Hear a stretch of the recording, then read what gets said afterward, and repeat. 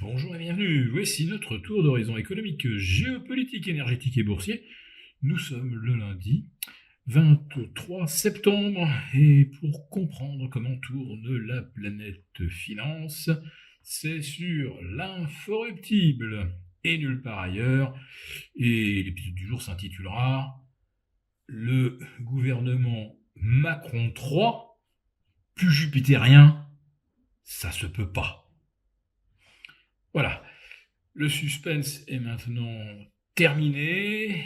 Le gouvernement Barnier a été dévoilé vendredi. Et je dirais de façon un petit peu facile, on n'a pas été déçus.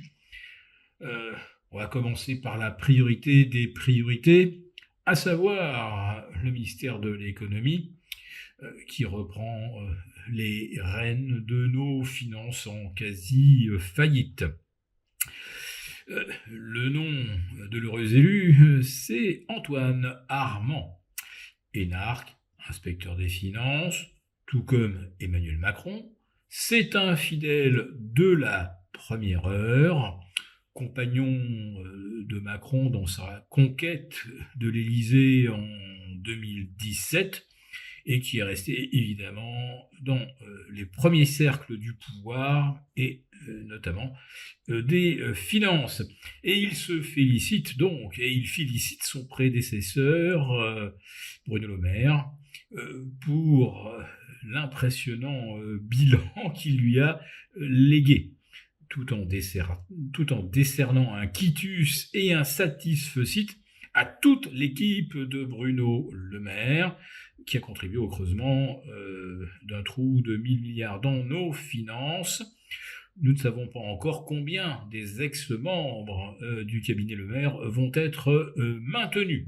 En tout cas, là, on est vraiment dans le changement, dans la continuité. Les finances pendant 7 ans entre les mains de Bruno Le Maire, et son successeur est quasiment une sorte de clone.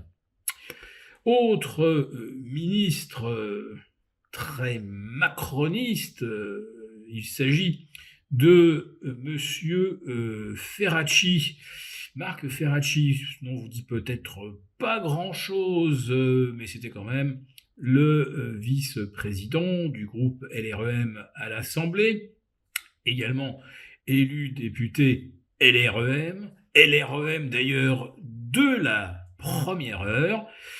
Et c'est normal, puisqu'en fait, M. Ferracci et Emmanuel Macron ont fait leur classe ensemble à Sciences Po. Ils avaient donc respectivement 21 et 22 ans. Donc on peut vraiment parler, dans le cadre de M. Ferracci, du cercle le plus rapproché qu'on puisse imaginer, puisque, figurez-vous, M. Ferracci est le témoin de mariage de Emmanuel et Brigitte, et Emmanuel et Brigitte sont réciproquement témoins de mariage de Marc et Sophie, Sophie qui n'était autre que la chef de cabinet d'Emmanuel Macron lorsqu'il était à Bercy. Ouais, là, le gouvernement, ça devient carrément une affaire de famille. Bon, ensuite, il y a évidemment la grande famille atlantiste pro-OTAN, euro-fédéraliste, et cette famille fait une entrée fracassante au gouvernement, avec tout d'abord M. Jean-Noël Barrot, modem mais soutien de la première heure d'Emmanuel Macron. Là encore, on en revient à la conquête du pouvoir en 2017. M. Jean-Noël Barrot est un européiste, euro-fédéraliste convaincu, et il est également très favorable à la poursuite de la guerre en Ukraine et d'aider l'Ukraine à la gagner en approuvant des frappes en profondeur sur le territoire russe, ce qui débouchera, la plupart des stratèges en sont à peu près convaincus, sur une guerre nucléaire. Bien. Mais il y a encore plus ultra dans l'anti-poutinisme. Il s'agit de notre ministre de l'Europe, enfin délégué auprès de Bruxelles, autrement dit,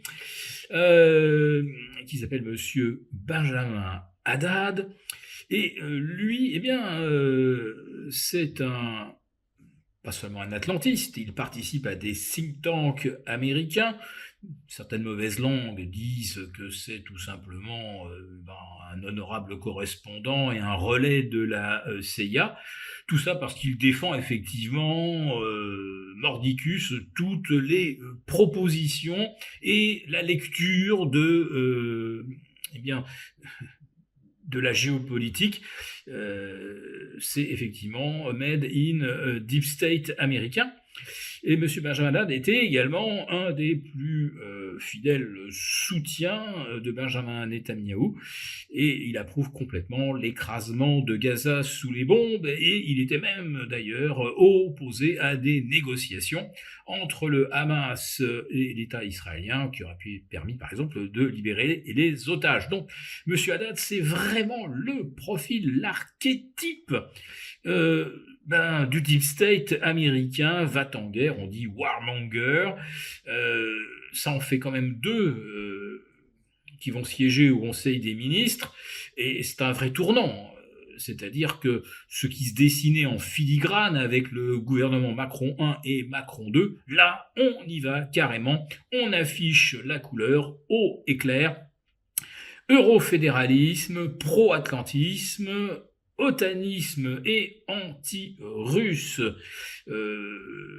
sans aucune nuance. Et donc voilà la nouvelle équipe qui va donc diriger la France. Je dois dire que c'est assez prometteur. Plus jupitérien, oui, on ne pouvait pas. Nous avons conçu à votre attention un rapport spécial que vous obtiendrez gratuitement en cliquant dans le lien en description de cette vidéo. Un rapport spécial qui analyse toutes les conséquences économiques, financières et patrimoniales. Et bien sûr, ce rapport vous offre également des mesures, des initiatives à mettre en place très rapidement pour protéger votre épargne, celle de vos proches. Tout ça donc dans un rapport gratuit que vous obtenez en cliquant en bas de cette vidéo. Merci beaucoup d'avoir regardé cette vidéo. N'hésitez pas à réagir dans les commentaires ou à liker et partager cette vidéo si le contenu vous a plu. Et pour ne rater aucune de nos prochaines émissions, vous pouvez vous abonner à notre chaîne et activer les notifications. Et pour plus de contenu, n'oubliez pas que le dernier rapport rédigé par nos experts est accessible en cliquant sur le lien de description. On se retrouve tout de suite dans les commentaires et je vous dis à très bientôt pour une prochaine vidéo.